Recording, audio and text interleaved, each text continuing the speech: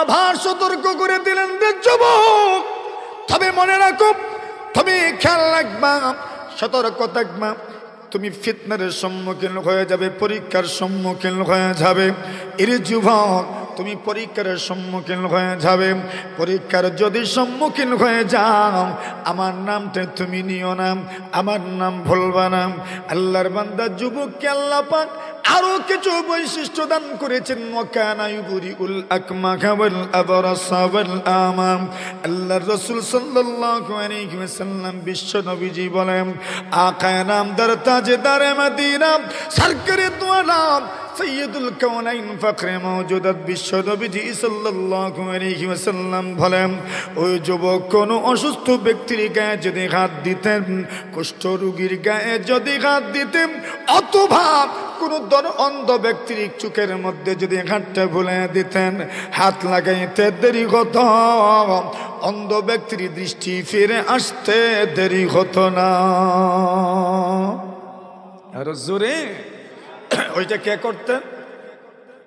নাহমাদুহু ওয়া নাস্তাঈনুহু ওয়া নাস্তাগফিরুহু ওয়া নু'মিনু বিহি ওয়া নাতাওয়াক্কালু আলাইহি ওয়া নাউযু বিল্লাহি মিন শুরুরি আনফুসিনা ওয়া মিন সাইয়্যাতি আ'মালিনা। من يهده الله فلا مضل له ومن يضلله فلا هادي له وأشهد أن لا إله إلا الله وحده لا شريك له لا وزير له ولا نظير له ولا مشير له ولا معين له ولا مثل له ولا مثال له ولا مثيل له وأشهد أن سيدنا وسندنا وحبيبنا وطبيبنا وطبيب أرواحنا وأولانا ومولانا محمد عبده ورسوله الذي أرسله الله تعالى إلى كافة الناس بشيرا ونذيرا وداعيا إلى الله بإذنه وسراجا منيرا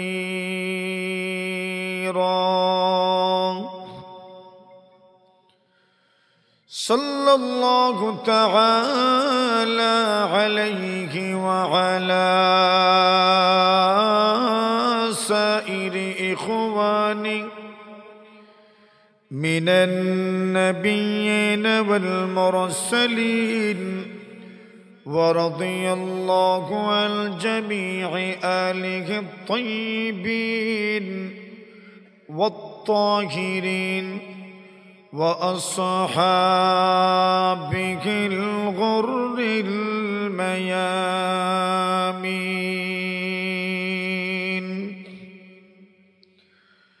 أما بعد فأعوذ بالله من الشيطان الرجيم. بسم الله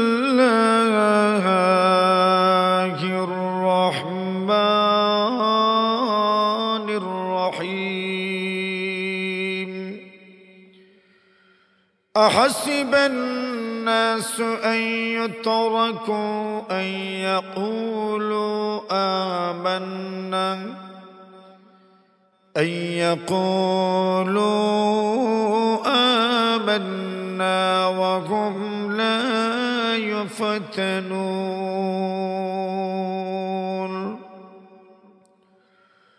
وقال رسول الله صلى الله عليه وسلم الإيمان بضع وستون شعبا وفي رواية الإيمان بضع وسبعون شعبا فأفضلها قول لا إله إلا الله وأدناها إماطة الأذى عن الطريق آمنت بالله صدق الله مولانا العظيم صلى الله على سيدنا ومولانا محمد وعلى آله وأصحابه وسلم لا إله إلا الله জোরে কাউরে জবান বন্ধ থাকবে না সবাই জবান খুলে লা ইলাহা ইল্লাল্লাহ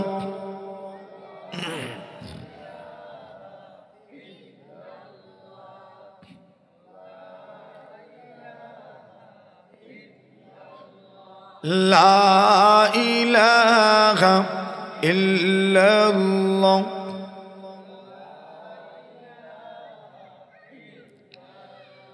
معراج كرسي شدى وسبع سماوات معراج كرسي شدى وسبع سماوات فرش قدم تعرش بري سدر سريري فرش قدم تعرش بري سدر سريري لا إله إلا الله جري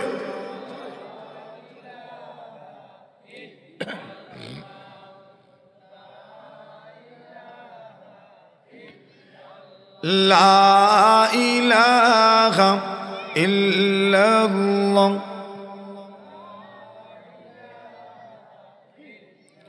لا إله إلا الله محمد رسول الله مدرسة أهلية তালিমুল কোরআন পূর্ব সিরাজনগর শ্রীমঙ্গল মৌলভী বাজারের অষ্টম বার্ষিক ওয়াজ মাহফিলের সম্মানিত সভাপতি মুআজ্জাজ মুকাররম হযরত উলামায়ে কিরাম মুরব্বী সাহেবান যুবক ভাইয়েরা পর্দার আড়ালে অবস্থানরত অত্যন্ত শ্রদ্ধেয় সম্মানিত মা ও বোনেরা আল্লাহ পাক রব্বুল আলামিনের অসংখ্য অগণিত শুকরিয়া আদায় করছি যিনি আপনাকে আমাকে অত্যন্ত গুরুত্বপূর্ণ এক মজলিসে কোরআন ও সুন্নাহের আলোকে কিছু কথা বলার ও শোনার জন্য এখানে উপস্থিত হওয়ার তৌফিক দান করেছেন। প্রত্যেক বছরের ন্যায় এই বছরও 21শে ফেব্রুয়ারি আপনাদের আমাদের সকলের সাক্ষাৎ মোলাকাত আল্লাহর জন্য আবারও সম্পন্ন হয়েছে। এজন্য আমরা সকলে জোরে সুরে একবার বলি আলহামদুলিল্লাহ। পূর্ব সিরাজনগরের মানুষের আওয়াজ হয় নাই, পূর্ব সিরাজনগরের মানুষের আওয়াজ তো আরো কত বড় হয় আমার জানা আছে, ঠিক না? অতন না আপনারা জানা নাই? আমার জানা আছে। তো একবার আপনাদের ওই ঐতিহ্যকে স্মরণ করে জোরে সরে একবার আলহামদুলিল্লাহ। এই অঞ্চলের মানুষজন বড় নম্র ভদ্র, ওয়াজ শোনার জন্য অত্যন্ত আগ্রহী। আমাদের মুফতি সাহেব হুজুর দামাত বারাকাতুহুম উনি আসবেন, বয়ান করবেন, মোনাজাত করবেন আপনাদেরকে নিয়ে ইনশাআল্লাহ। ততক্ষণ পর্যন্ত জোশের সাথে, হিম্মতের সাথে, আবেগ নিয়ে বসতে পারবো তো ইনশাআল্লাহ? এক রাত্রি তো ইনশাআল্লাহর আওয়াজে বোঝা গেছে সবাই থাকতো না মনে। জোরে সোরে ইনশাআল্লাহ, আরো জোরে, আরো জোরে একবার হাত উঁচু করে আল্লাহ আকবার। এইবার তো ঠিক আছে মাশাআল্লাহ। আল্লাহ তাআলা আরো হিম্মত দান করো, কণ্ঠে আরো আল্লাহ তাআলা শক্তি দান করো। আমি আপনাদের সামনে মহাগ্রন্থ আল কোরআন থেকে সামান্য তিলাওয়াত করেছি। মহানবী হযরত মুহাম্মদ মুস্তাফা সাল্লাল্লাহু আলাইহি ওয়াসাল্লামের অসংখ্য অগণিত হাদিসের ভান্ডার থেকে এক হাদিসও আমি আপনাদের সামনে পাঠ করেছি। আয়াতের সারমর্ম হলো, আল্লাহ বলছেন আপনাদেরকে আমাদেরকে সম্বোধন করে, সকলকে সম্বোধন করে। কোরআন তো নাজিল হয়েছে রাসূলুল্লাহ সাল্লাল্লাহু আলাইহি ওয়াসাল্লামের উপর, কিন্তু ওই বার্তাটা শুধু ওই যুগের জন্য নয়। এই বার্তাটি কিয়ামত পর্যন্ত যারাই দুনিয়াতে আসবে সবার জন্য এই বার্তা। আল্লাহ জিজ্ঞাসা করছেন, মানুষ কি ধারণা করে যে এরা যে বলে আমরা ঈমান এনেছি আর তাদেরকে তাদের অবস্থার উপর ছেড়ে দেওয়া হবে, কোনো ধরনের পরীক্ষা নেওয়া হবে না, এটা কি মানুষ মনে করে? মানে আল্লাহ বোঝাতে চাচ্ছেন এত সহজে ছেড়ে দেওয়া হবে না, আপনার ঈমানের পরীক্ষা দিতে হবে। কি দিতে হবে? ঈমানের পরীক্ষা। পরীক্ষার্থী যারা মাদ্রাসায় পড়ে, স্কুলে পড়ে, তারা কি মনে করে যে পরীক্ষা না নিয়েই তাদেরকে উপরের ক্লাসে দেওয়া হবে? আপনারা না, পরীক্ষা নেওয়া হবে, নেওয়া হবে। আল্লাহ জিজ্ঞাসা করছেন, মানুষ কি মনে করে যে মানুষকে এমনিতেই ছেড়ে দেওয়া হবে, তাদের পরীক্ষা নেওয়া হবে না? তা কখনোই নয়, অবশ্যই মানুষের পরীক্ষা নেওয়া হবে, ঠিক না? ওই পরীক্ষায় যারা উত্তীর্ণ হবে দুনিয়াতেও সফল, পরকালেও আল্লাহর জান্নাত লাভে তারাই ধন্য হবে যারা দুনিয়ার জমিনে পরীক্ষা দিয়েছেন, ঈমানের পরীক্ষা, এবং ফাঁস করেছেন। সুবহানাল্লাহ, জোরে বলেন। আল্লাহ নবীর সাহাবায়ে কেরাম ঈমানের পরীক্ষা দিয়েছেন। রাসূলের সাহাবায়ে কেরামের ঈমানের দুশমন শুধু শুধু বাহিরের লোক ছিলেন না, নিজের ঘরের লোকও ঈমানের দুশমন ছিলেন। আল্লাহ রাসূল সাল্লাল্লাহু আলাইহি ওয়াসাল্লাম বলেন, ইসলামের আত্মপ্রকাশ ঘটেছে অপরিচিত হিসাবে, মানে কেউ গ্রহণ করতে চাচ্ছিল না। কেউ ইসলাম ঈমান কবুল করলে তাকে প্রশ্ন ভানে জর্জরিত করা হতো, কেন তুমি ঈমান আনলে, কেন তুমি মুমিন হলে, কেন তুমি মুসলমান হলে। এমনকি ছেলে ঈমান আনলে মা তাকে প্রশ্ন করেছেন, বাবা তাকে প্রশ্ন করেছেন, ঈমান আনলি কেন, কেন এই দিন গ্রহণ করলে। সাহাবায়ে কেরাম যখন ঈমান এনেছেন, একবার ঈমান আনার পরে ঈমানের স্বাদ এমন ভাবে অন্তরে মিলে যায় যে ওই দিল থেকে আর ঈমানকে বের করা যায় না, ঠিক না? কথা বলেন। ঈমান তো এমনই হয়। আল্লাহ রাসূল সাল্লাল্লাহু আলাইহি ওয়াসাল্লামের সাহাবী সাদ ইবনে আবি ওয়াক্কাস রাদিয়াল্লাহু তাআলা, জান্নাতের সুসংবাদপ্রাপ্ত সাহাবী, যখন মুসলমান হলেন তখন মা বললেন, আরে তুমি কি দিন গ্রহণ করেছো, ফিরে আসো।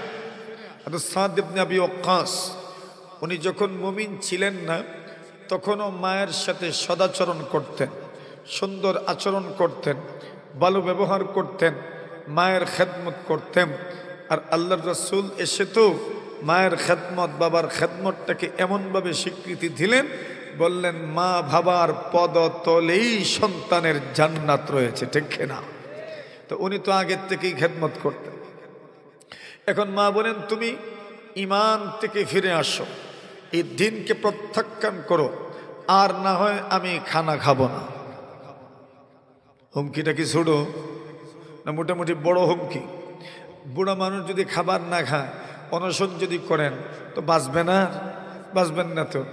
এখন উনি বলছেন, তুমি যদি ঈমান কবুল করেছো, যদি ঈমান থেকে ফিরে না আসো, আমি কিন্তু খানা খাবো না, এমনিতেই শেষ হয়ে যাবে। মায়ের মনে মনে, তো সে তো আমার খুব প্রিয়, আমার খেয়াল করে, আমাকে কেয়ার করে, আমার দেখাশোনা করে, আমার একটু হলেই তার কলিজায় ছেদ করে ধরে, তা আমি যখন খানা খাবো না, তখন সে হয়তো দিন থেকে ফিরে আসবে। এটা মায়ের মনের ধারণা।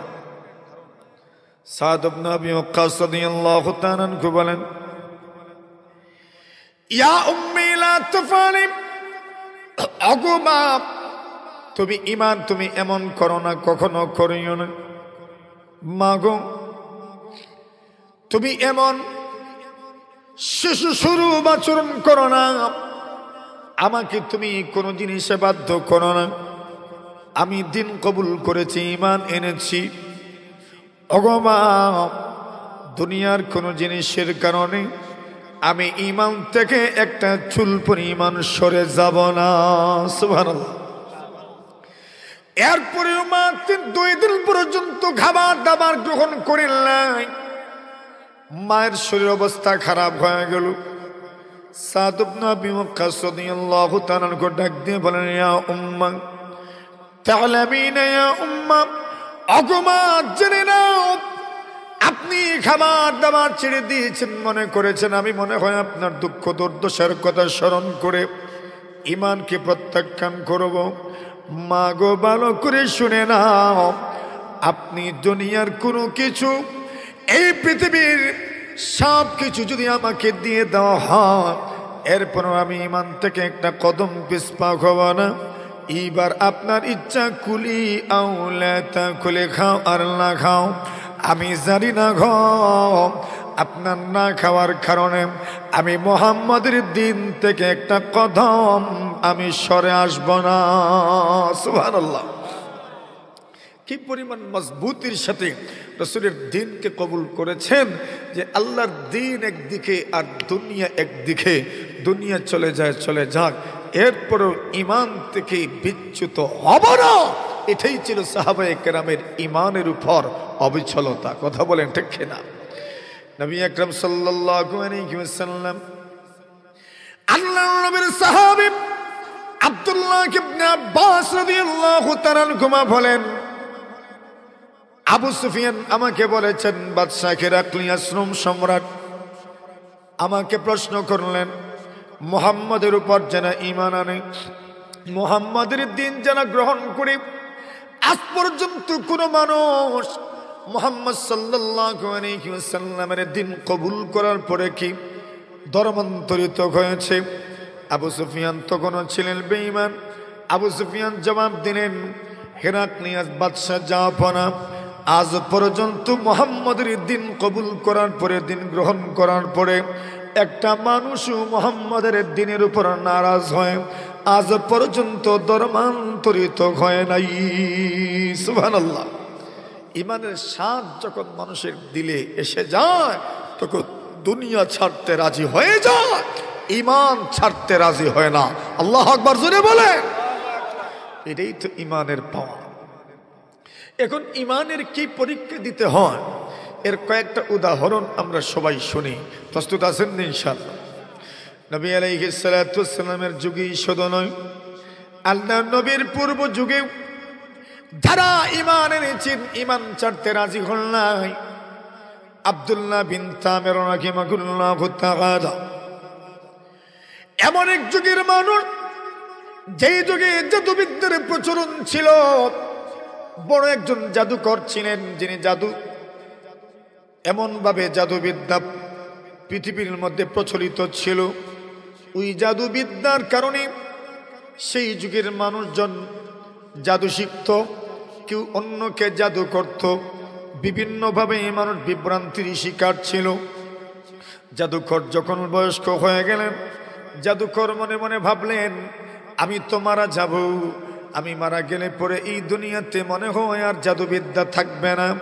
এই জন্য সেই যুগের বাদশার কাছে আবেদন করলেন, অনুরোধ জানালেন, বাদশা জাহাপনা, একজন চতুর চালাক প্রতিভা সম্পন্ন বালক আমাকে দেন, যে বালককে আমি জাদু শিখাবো।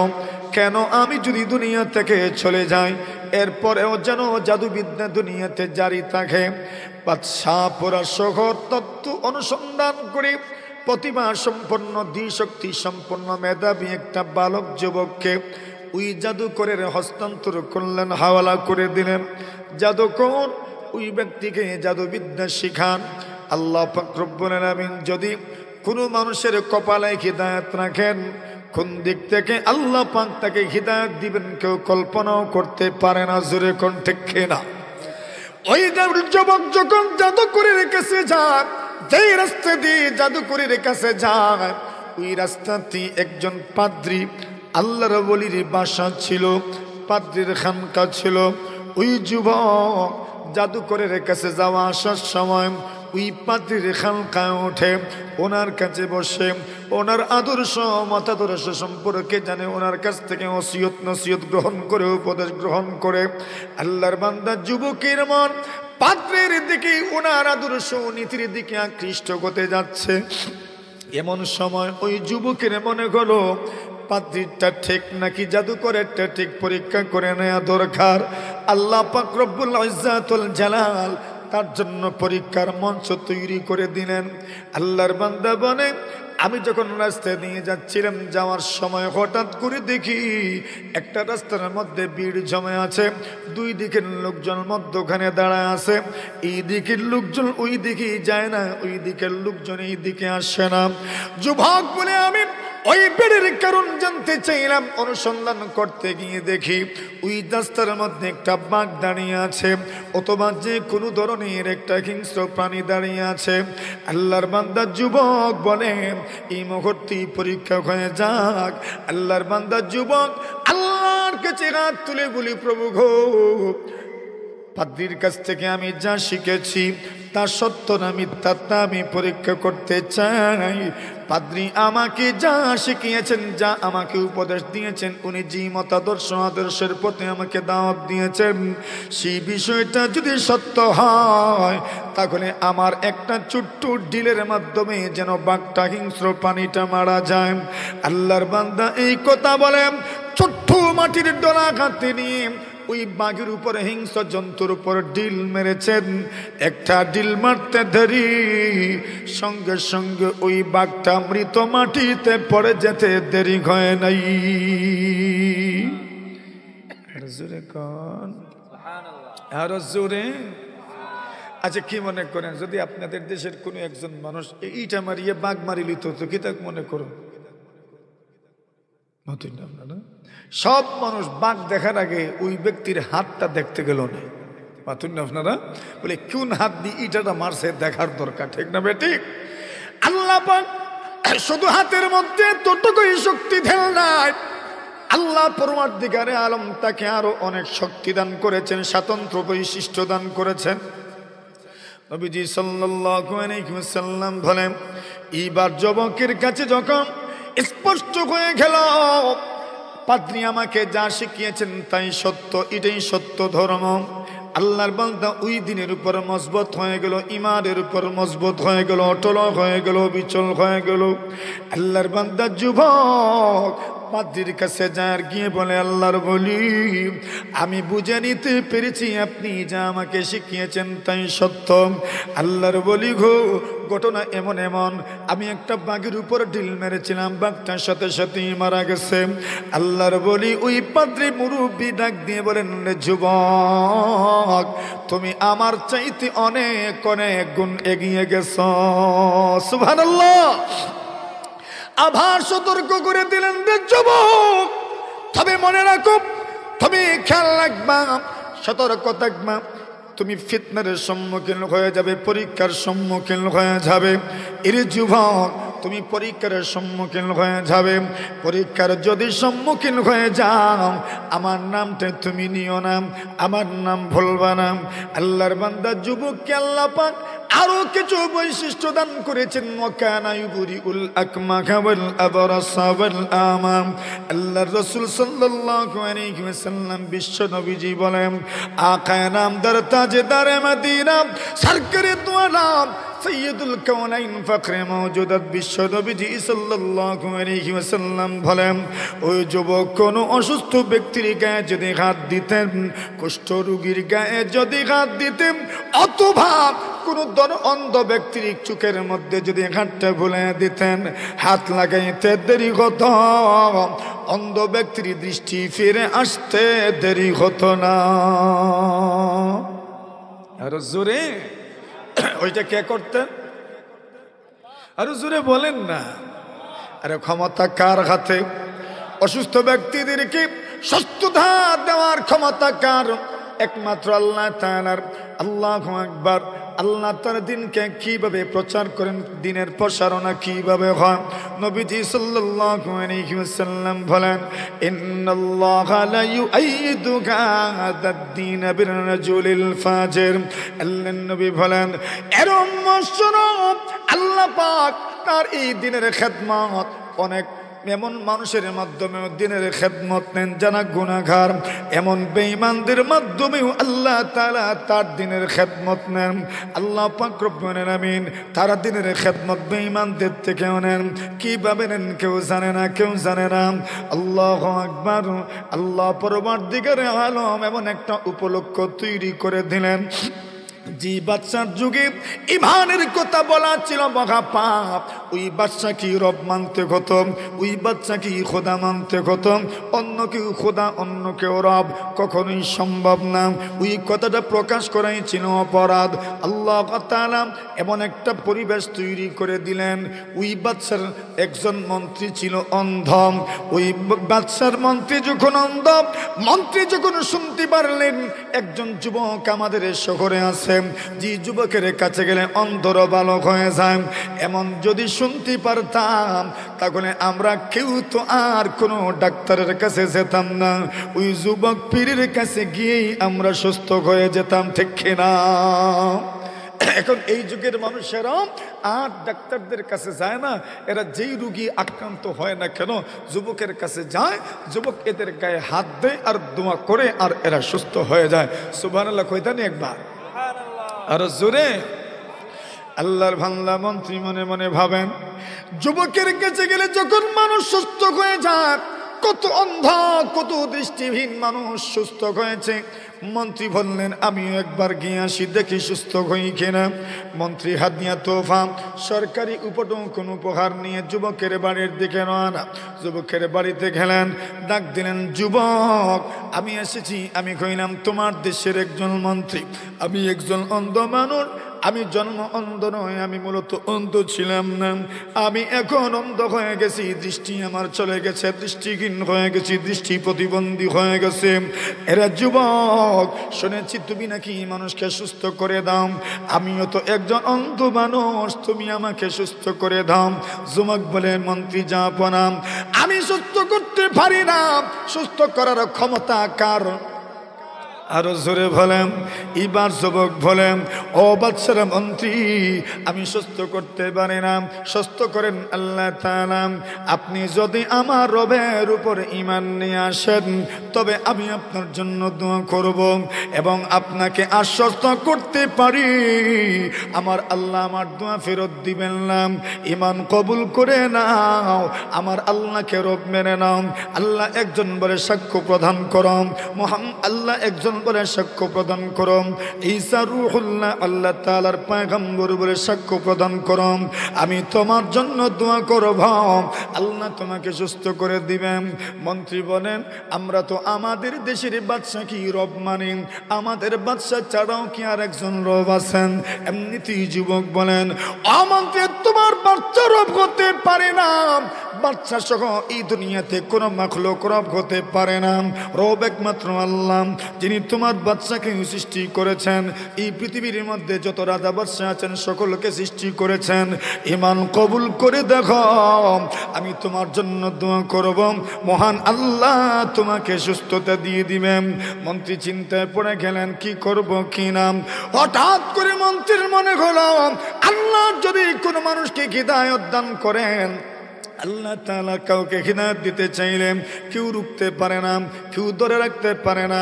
আল্লাহ তাআলা যাকে হিদায়াত দেওয়ার তাকে হিদায়াত দিয়ে দিবেন।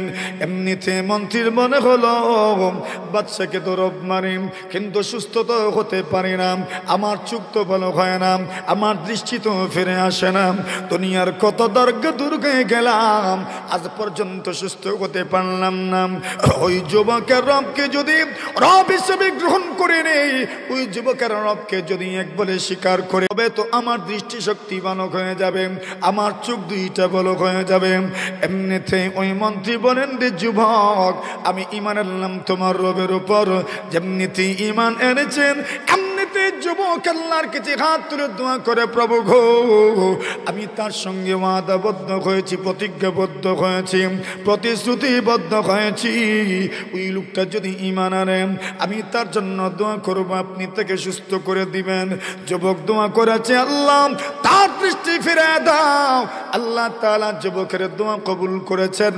এমনিতেই মন্ত্রীর দৃষ্টি শক্তি আল্লাহ তাআলা ফিরায়া দিয়েছেন।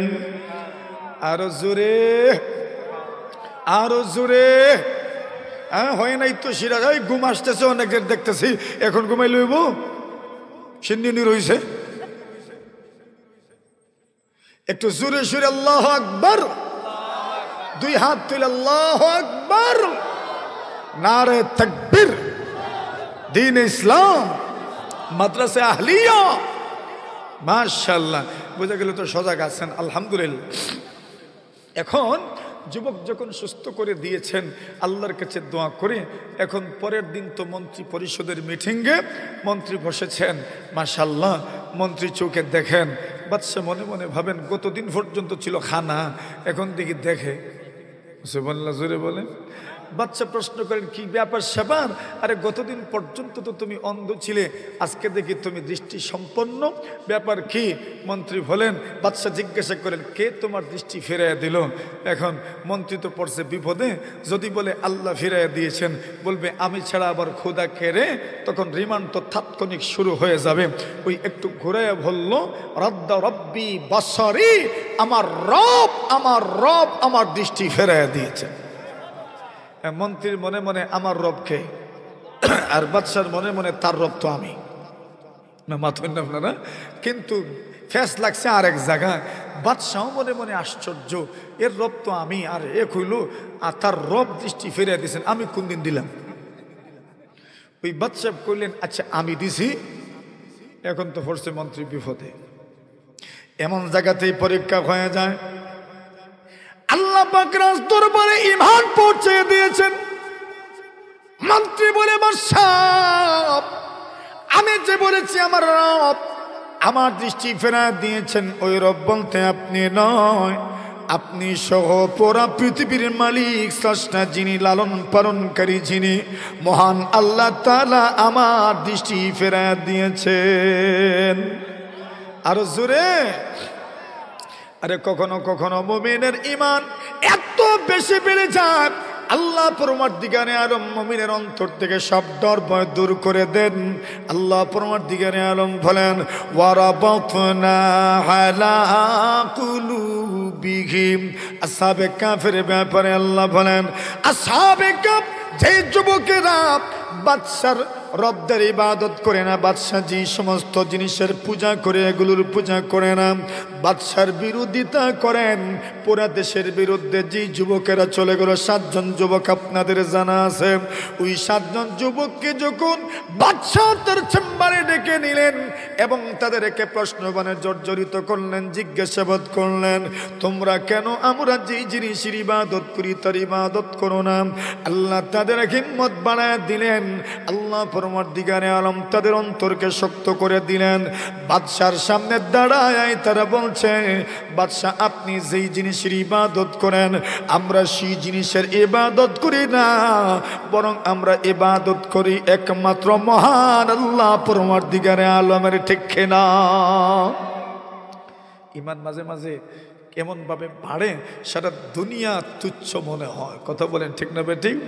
আরো জোরে, আরো জোরে। সারি দুনিয়া গো মুখালিফ कुछ नहीं नुकसान है,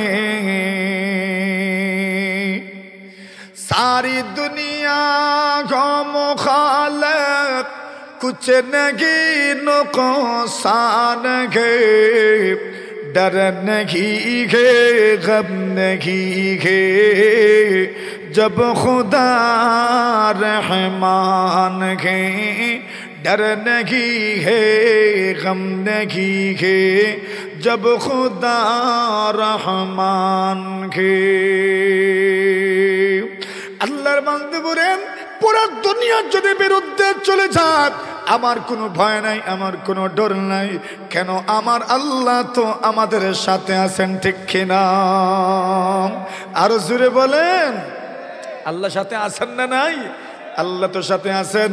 আল্লাহ সাথে থাকলে পুরো দুনিয়াও যদি বিরুদ্ধে চলে যায় সামান্য পরিমাণ ডরও লাগে না, ভয়ও লাগে না। ঠিক কিনা? डरते नहीं दुनिया में मुसलमान किसी से, डरते नहीं दुनिया में मुसलमान किसी से, जब मिल गई है दौलत ईमान नबी से, जब मिल गई है दौलत ईमान नबी से। আল্লাহর বান্দা মন্ত্রী বলেন বাদশা আপনি রব করতে পারো না, আপনার কাছে রব হওয়ার মতো কোনো যোগ্যতা নাই, কোনো পারদর্শিতা নাই, কোনো ধরনের যোগ্যতা, কোনো ধরনের গুণ আপনার মধ্যে নাই। রব কেন? আল্লাহ তাআলা দিনে স্বয়ং সম্পূর্ণ, দুনিয়ার কেন মুখাপেক্ষী নয়। আপনি নিজেই তো অন্যদের মুখাপেক্ষী। এমনিতেই বাদশা চিন্তায় পড়ে গেলেন, আমার বিরোধিতা তো দুনিয়াতে শুরু হয়ে গেল, আমার মন্ত্রী পরিষদের একজন আমার বিরুদ্ধে চলে গেল, আমার বিদ্রোহী মানুষ তো তৈরি হয়ে গেল। এদেরকে যদি শক্ত হাতে দমন না করা হয় তবে তো আমার দুশ্মনদের সংখ্যা প্রতিদিন বাড়তেই থাকবে, বাড়তেই থাকবে। এই জন্য সঙ্গে সঙ্গে মন্ত্রীর বিরুদ্ধে গ্রেফতারি আদেশ জারি করা হলো। মন্ত্রীকে গ্রেফতার করে নেওয়া হলো। যখন গ্রেফতার করা হলো রিমান্ড দেওয়া শুরু হলো। আল্লাহর কসম করে বলা যায় ইমানদার যখন তার রিমান্ড দেওয়া হয় তখন ইমানদারের কোনো কিছুই হয় না, বরং ইমানদারের ডিমান্ড আল্লাহর কাছে আরো বেড়ে যায়। ঠিক কিনা?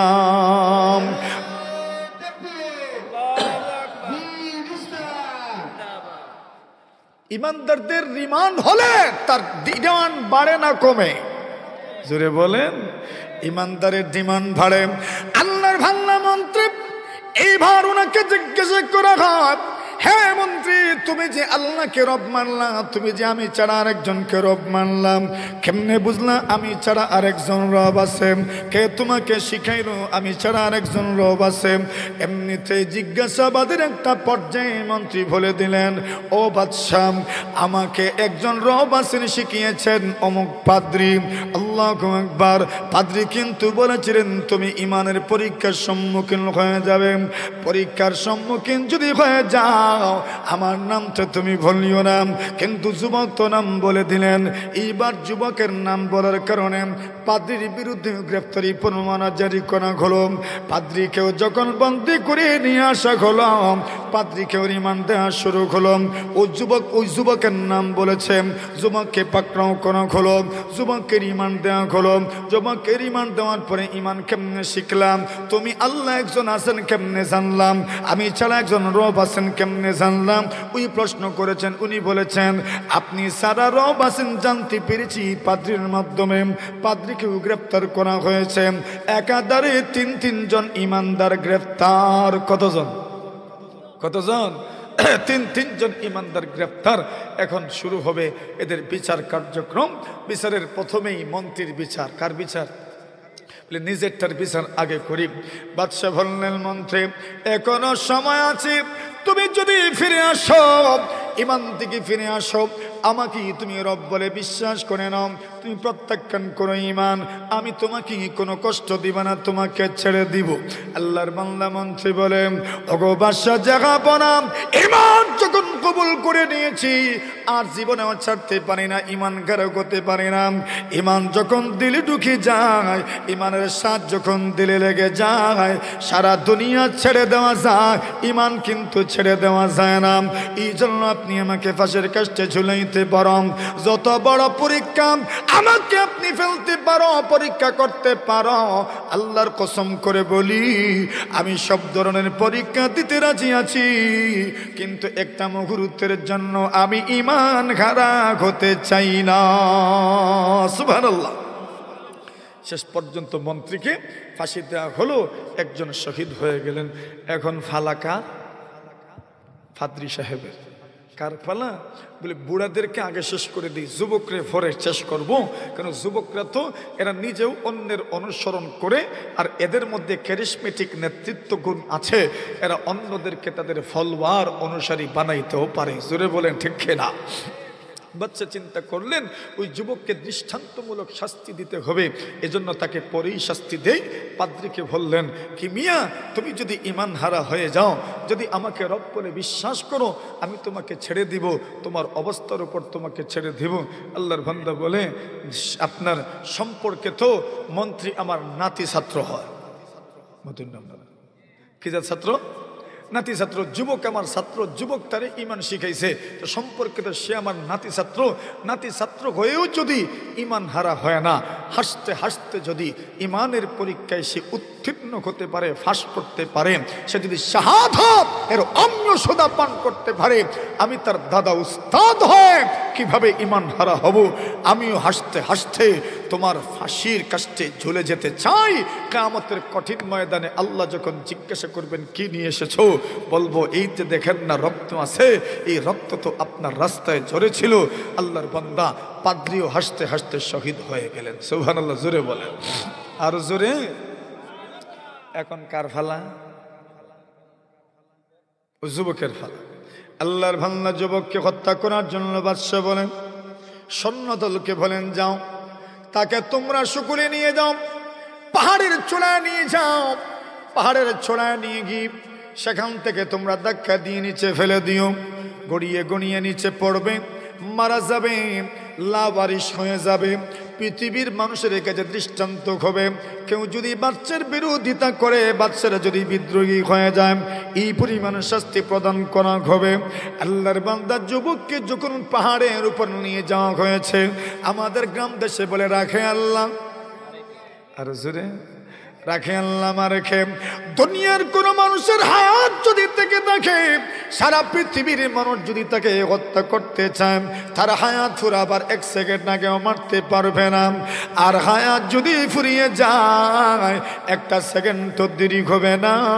আল্লাহর বান্দা যুবককে যখন তারা সুন্দর করে সাজিয়ে গুজিয়ে চতুর্দিক থেকে এক বেড়া দিয়ে অবরোধ করে পাহাড়ের উপর নিয়ে যাওয়া হলো, এমনিতেই পাহাড়ের মধ্যে এমন কম্পন শুরু হয়েছে, একে একে সৈন্যদল যারা ছিল একে একে পড়ে পড়ে মারা গেল। আল্লাহর বান্দা যুবক পরিপূর্ণ সুস্থ অবস্থায় বাদশার খেদমতে হাজির, দরবারে হাজির। বাদশা বললেন, যুবক আমি তোমাকে সৈন্যদল দিয়ে পাঠাইলাম তোমাকে শেষ করে দেওয়ার জন্য, তুমি কিভাবে বাঁচলেন? এমনিতেই যুবক বলে, বাদশাহ আল্লাহ যদি কাউকে বাঁচাইতে চান দুনিয়ার কোন শক্তি তাকে মারতে পারে না, ঠিক কিনা? কাদিরা কুদরত দারি হর খাগি আকুনি মুরদারা জাগম তো বখশি জিন্দারা ভেজা কুনি মুরদারা জাগম তো বখশি জিন্দারা ভেজা কুনি। আল্লাহ কোন মানুষকে, মৃত ব্যক্তিকে জান দিতে পারেন, জীবিত ব্যক্তিকে মারতে পারেন, ক্ষমতা কার? দুনিয়ার কোন মানুষের কাছে আল্লাহ ক্ষমতা দেন নাই। এমনিতেই বাদশা বলেন, তবে অপেক্ষা করো, আমি তোমাকে এর চাইতে কঠিন মত দিব। এমনিতেই বাদশা সৈন্যদলকে বলেন, যাও তাকে তোমরা নৌকায় উঠাইয়া সাগরের মধ্যখানে নিয়ে যাও।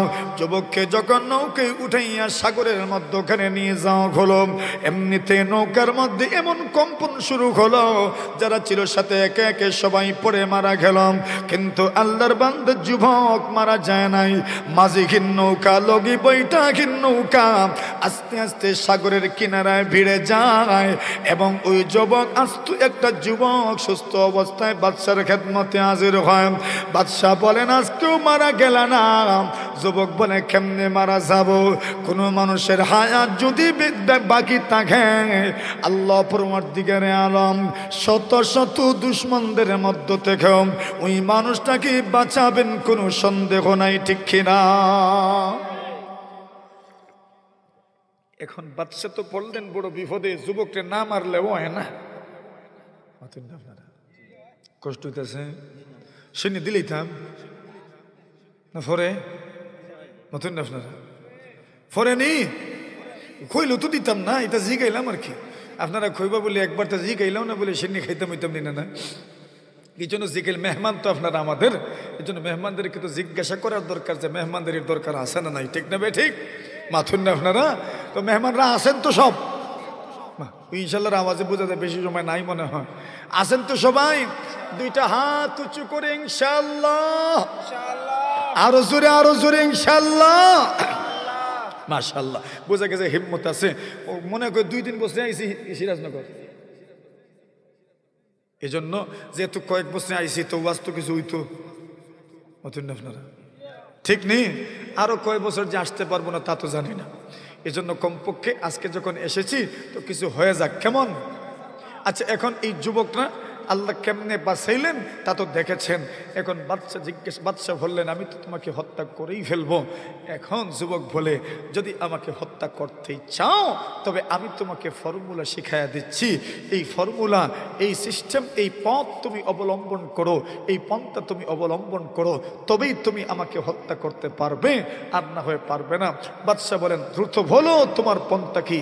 এখন যুবক বলে, আমার তীরধানি থেকে আপনি তীর বের করবেন, আমার ধনুক দিয়ে আপনি আমার দিকে তীর মারবেন, তবে তার আগে আপনাকে একটা কাজ করতে হবে।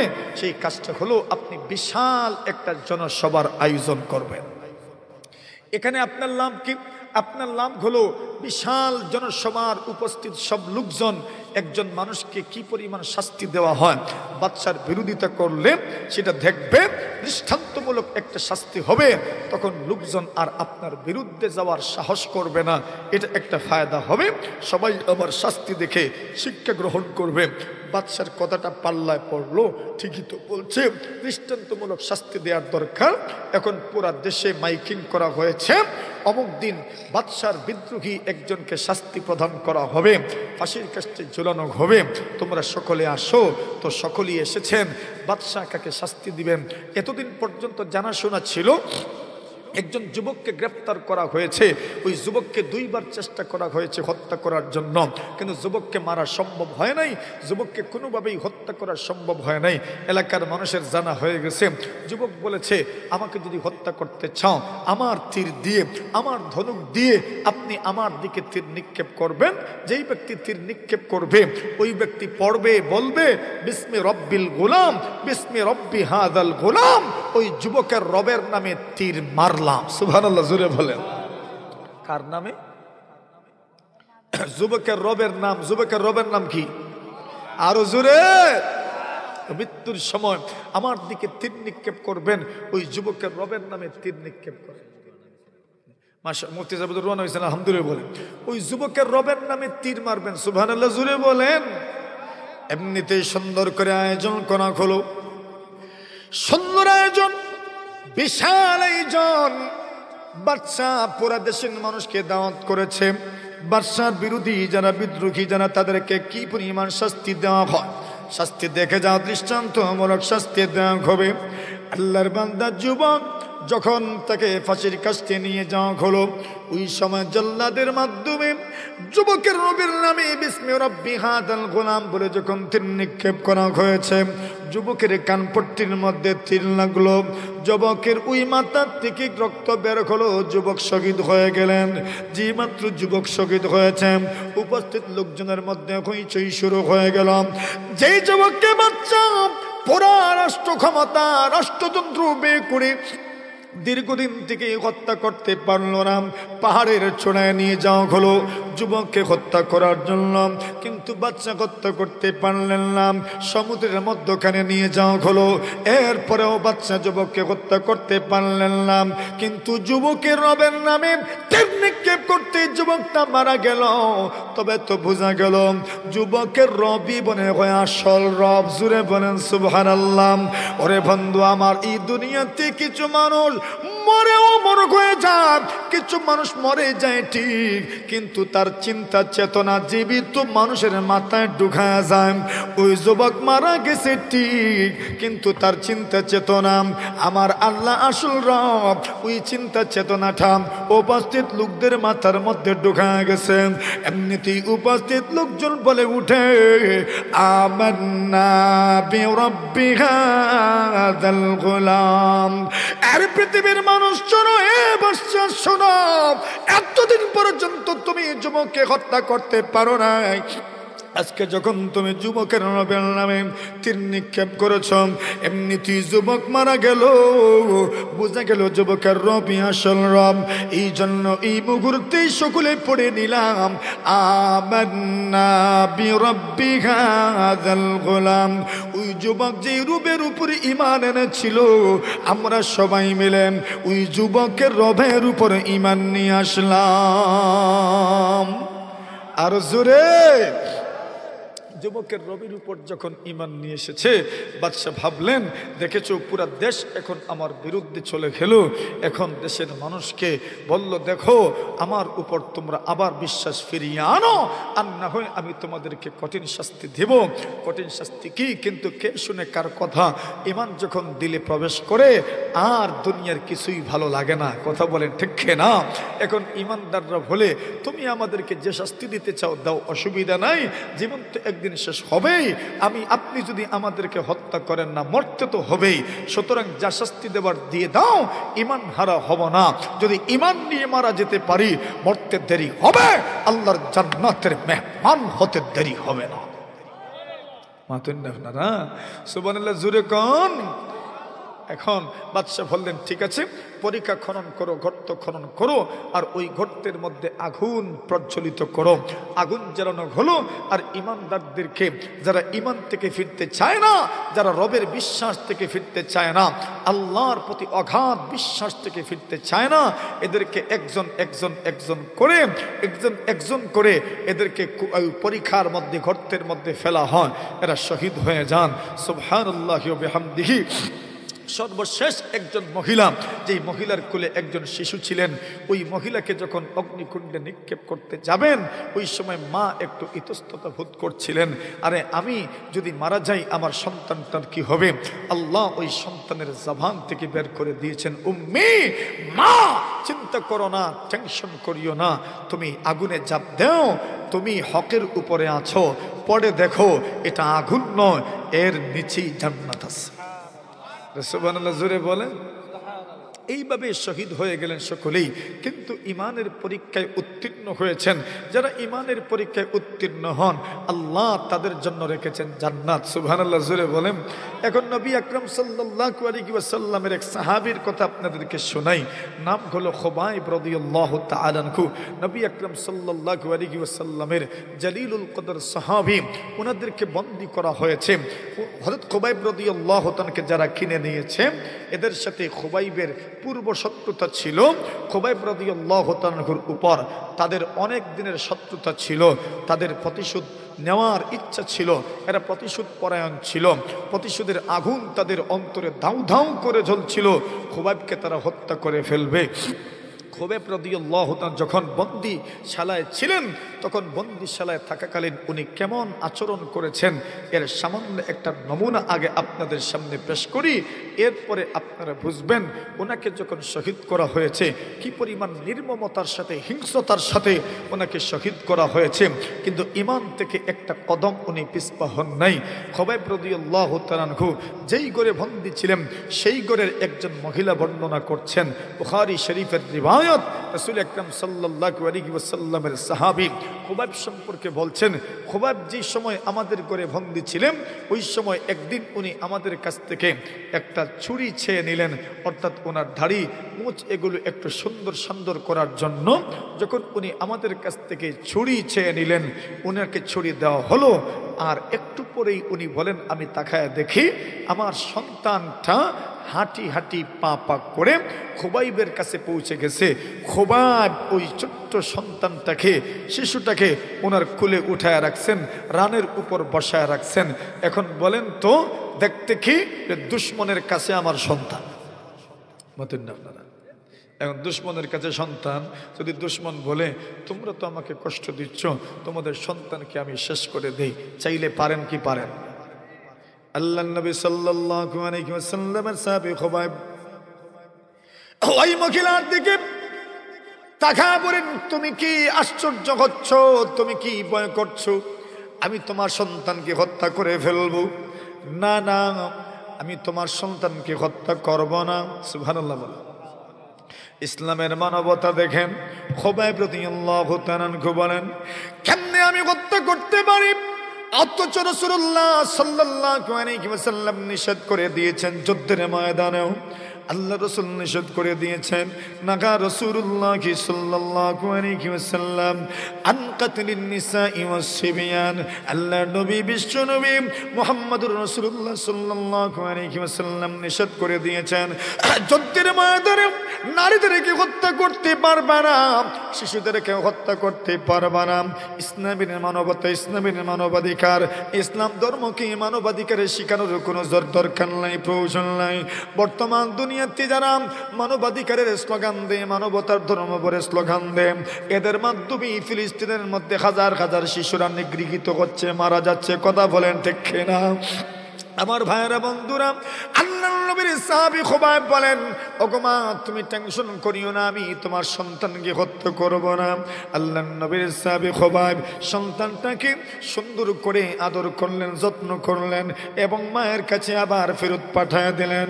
আল্লাহর বান্দি বলেন, খুবাইব যতদিন পর্যন্ত আমাদের ঘরে বন্দী ছিলেন, ততদিন পর্যন্ত আমি মাঝে মধ্যে দেখেছি খুবাইবের কাছে যখন যেতাম, আমার কাছে মনে হতো উনি আঙ্গুর খাচ্ছেন, অথচ পুরা আরব ভূখণ্ডে আঙ্গুর নাই, আঙ্গুরের সিজন ছিল না, আঙ্গুরের মৌসুম ছিল না, কিন্তু নবীর সাহাবী খুবাইব আঙ্গুর খাচ্ছিলেন।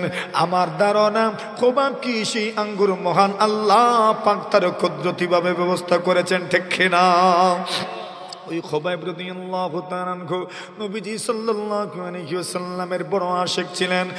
আল্লাহর নবীজির বড় পাগল সাহাবী, আল্লাহর নবীজি সাল্লাল্লাহু আলাইহি ওয়াসাল্লামকে বড় ভালোবাসেন, নবীজিকে বড় মহব্বত করেন। নবীজির প্রত্যেকজন সাহাবী নবীজির জন্য পাগল, নবীজি সাল্লাল্লাহু আলাইহি ওয়াসাল্লামের জন্য দিল জান উজাড় করে দিতে রাজি, প্রাণ দিয়ে দিতে রাজি, শহীদ হয়ে যেতে রাজি। এরপরেও রাসূল সাল্লাল্লাহু আলাইহি ওয়াসাল্লামের গায়ে ফুলের টুকা লাগু কেউ চান নাই, জোরে বলেন ঠিক কিনা? আল্লাহর নবীর সাহাবী খুবাইব বলেন, ওই মানুষগুলো যখন আমাকে ফাঁসির কাস্তে ঝুলানোর জন্য, যখন আমাকে হত্যা করার জন্য মঞ্চ প্রস্তুত করলাম, খুবাইব রাদিয়াল্লাহু তাআলা আনহু বলেন, আমাকে বিশাল মঞ্চে আমাকে ফাঁসি দিবে, বিশাল মঞ্চে আমাকে হত্যা করবে, আমার থেকে প্রতিশোধ নেবে। আমি মুহাম্মদের উম্মত, মুহাম্মদুর রাসূল সাল্লাল্লাহু আলাইহি ওয়াসাল্লামের সাহাবে, এই জন্য তাদের আক্রোশ, এই জন্য তাদের শত্রুতা, এই জন্য তাদের দুশমনী। আমাকে হত্যা করলেই তাদের মনের একটু শান্তি আসবে, আমাকে হত্যা করলে তাদের মনের আগুন নিভবে, এই জন্য তারা আমাকে হত্যা করতে চায়। আল্লাহর নবীর সাহাবী খুবাইব বলেন, আমি যখন এরা যখন আমাকে নিয়ে যাচ্ছে, আমি তাকায় দেখে দুই দিকে চতুর্দিকে লোকজন দাঁড়ানো, মেয়েরাও দাঁড়ানো, মহিলারাও দাঁড়িয়ে আছে, পুরুষেরাও দাঁড়িয়ে আছে, যাদের সন্তানগুলো দাঁড়িয়ে আছে। খুবাইব রাদিয়াল্লাহু তাআলা আনহু বলেন, আমি এদের চেহারার দিকে যখন তাকাইলাম, তখন মনে হলাম এমন হিংস্রতার সাথে আমার দিকে তাকায়, প্রত্যেকেই যেন খুব জাড়ে, রাগ জাড়ে আমার উপর, প্রত্যেকেই পুরো হিংস্রতার সাথে আমার দিকে তাকান। খুবাইব রাদিয়াল্লাহু তাআলা আনহু বলেন, আমি এদের দিকে যখন তাকিয়েছি, তখন মনে হয়েছে এরা মনে হয় জীবিত আমাকে গিলে খেয়ে ফেলবে।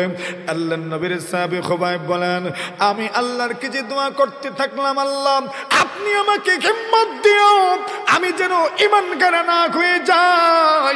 এরা আমাকে সর্বতোভাবে চেষ্টা করবে ঈমানগার করে দেওয়ার জন্য, আমাকে ভয় দেখাবে, আমাকে ভয় দেখাবে। আরে খুবাইব, তুমি যদি কাফের হয়ে যাও তবে তোমাকে হত্যা করা হবে না, মুহাম্মদের সঙ্গে যদি কুফরি করো তবে তোমাকে হত্যা করা হবে না।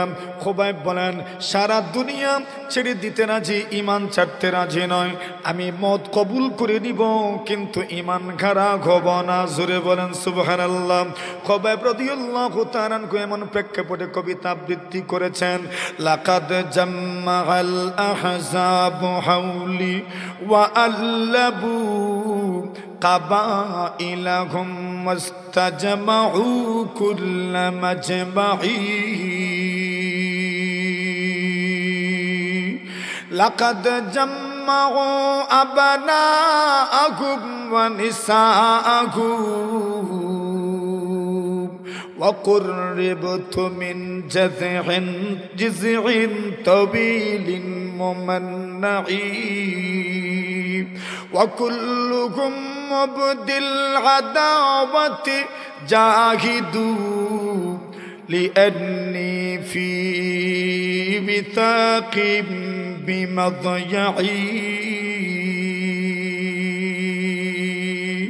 إلى الله أشكو غربتي ثم كربتي وما أرصد الأحزاب لي عند مصرعي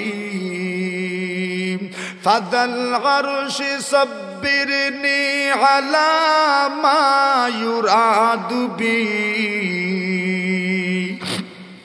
فذا العرش صبرني على ما يراد بي فقد بضعوا لحبي وقد ياس مطمعي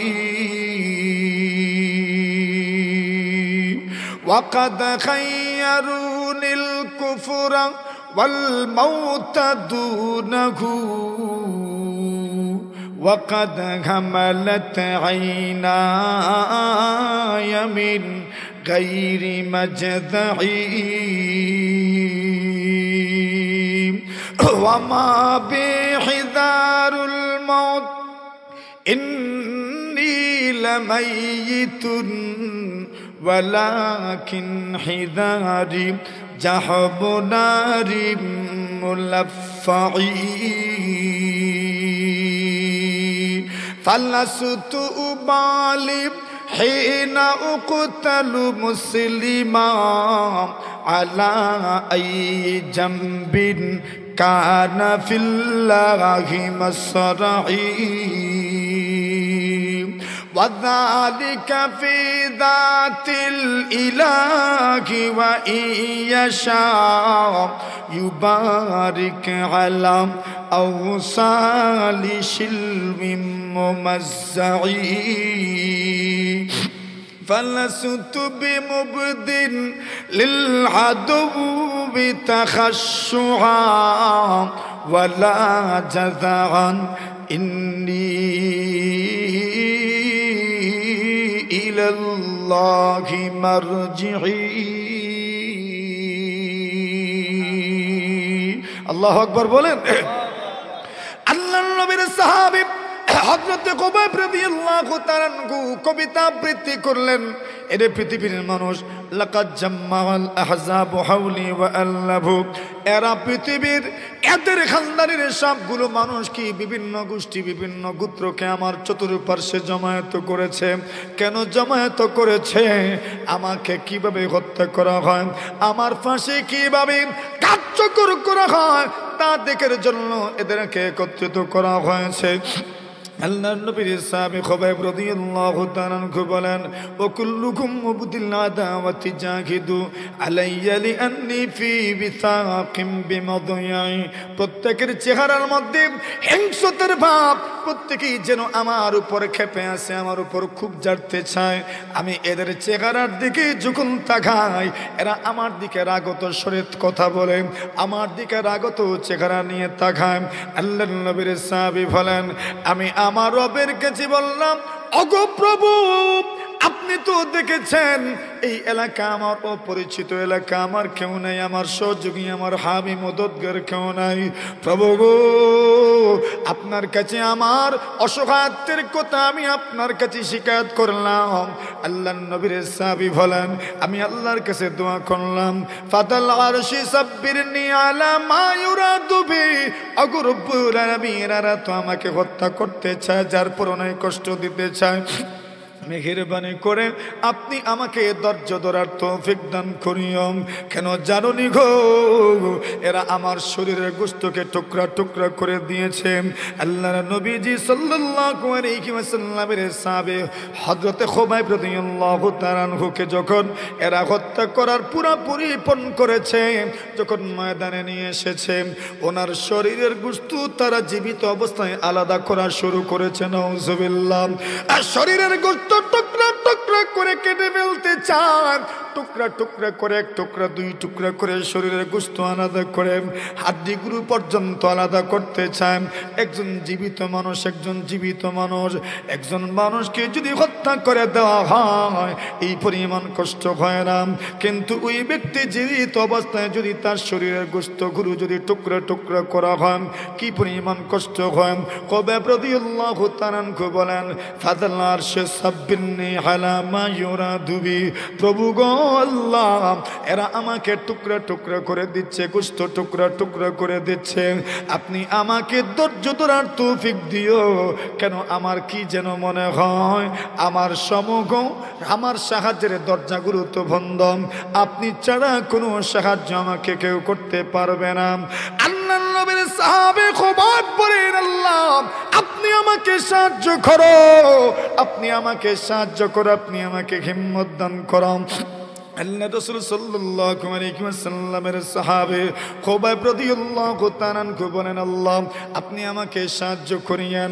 ফাকাদ বাদদাহু লাহমি ওয়া কাদ ইয়াসামাত মাই, আল্লাহ নবী সাল্লাল্লাহু আলাইহি ওয়াসাল্লামের সাহাবী খুবাইব বলেন, ওগো রব্বুল আলামিন আল্লাহ যদি এরা আমার গোশত টুকরা টুকরা করে দেয়, আর যদি আল্লাহর রাস্তায় আমার গোশতগুলো টুকরা টুকরা হয়ে যায়, আল্লাহ তাআলা আমার টুকরা টুকরা গোশতের মধ্যে বরকত দিতে পারেন। এই পরিমাণ ক্ষমতা আল্লাহর আছে না নাই? আরো জোরে বলেন আছে না নাই? খুবাইব রাদিয়াল্লাহু তাআলা আনহু যখন ফাঁসির কাস্টে যাবেন, যাওয়ার আগে বলেন, এরে দুনিয়ার মানুষেরা, আমাকে তোমরা 2 রাকাত নামাজের সুযোগ দাও। এরা 2 রাকাত নামাজ পড়ার সুযোগ দিল। কি পরিমাণ ধ্যানমগ্ন হয়ে রবের সাথে যেন আলাপ করছেন, কোনো চিন্তা নাই, ভাবলেশহীন ভাবে নামাজ আদায় করছেন। আল্লাহর নবীর সাহাবী খুবাইব ধারণা করেছেন জীবনের শেষ নামাজ, আর জীবনে আমার রবের সামনে সিজদা করতে পারবো কিনা জানি না। 2 রাকাত নামাজ পরিপূর্ণভাবে আদায় করেছেন, সুন্দরভাবে আদায় করেছেন। আর আল্লাহকে বলেন, ফালাসতু উবালিম হিনা উকতাল মুসলিমান আলা আই জামবিন কানা ফিল্লাহি মাসরাইম। অগর রব্বুল আমিন যদি আমার শরীরের গোশত টুকরো টুকরো করে দেওয়া হয়, তাহলে আল্লাহ পাক আমার শরীরের গোশতের মধ্যে তো বরকত দিতে পারেন। আল্লাহর নবীর সাহাবী খুবাইব রাদিয়াল্লাহু তাআলা আনহু বলেন, আমার গোশত যদি টুকরা টুকরা করে দেওয়া হয়, এরপরে আমি দুনিয়ার কোন মাখলুকের সামনে মাথা নত করব না। সুবহানাল্লাহ। খুবাইবকে তো অফার দেওয়া হয়েছিল, তোমার পরিবর্তে মুহাম্মদকে আমরা ফাঁসির কাস্টে ঝোলাই, তুমি কি মানবা? খুবাইব বলেন, আরে আমি নেতিয়ে পড়েছি তো কি হলো, খোদার কসম আমার রাসূলের গায়ে একটা ফুলের টোকা কেউ দিক, এটাও আমি সহ্য করতে পারি না। সুবহানাল্লাহ, জোরে বলেন না। আরে ভাই, এই দুনিয়াতে মানুষকে পরীক্ষা দিয়েই টিকে থাকতে হয়, পরীক্ষা ছাড়া কেউ টিকে থাকতে পারে না। যত পরীক্ষা তত মর্যাদা, যত পরীক্ষা তত মর্যাদা, যত পরীক্ষা তত মর্যাদা। ইমানদারের পরীক্ষা আছে না নাই? জোরে বলেন। ইমানদারের পরীক্ষার কোনো শেষ নাই, জীবনটাই তো পরীক্ষার মধ্যে। আপনি দেখবেন কত দিক থেকে আপনার সামনে কত মুসিবত আপনাকে বিভিন্ন দিক থেকে ধাওয়া করবে। আপনি ভয় পেয়ে যায়েন না, আপনি নিরাশ হয়ে যায়েন না। আপনি মনে রাখেন ওই কথা, আমার রব তো একজন আছেন না নাই?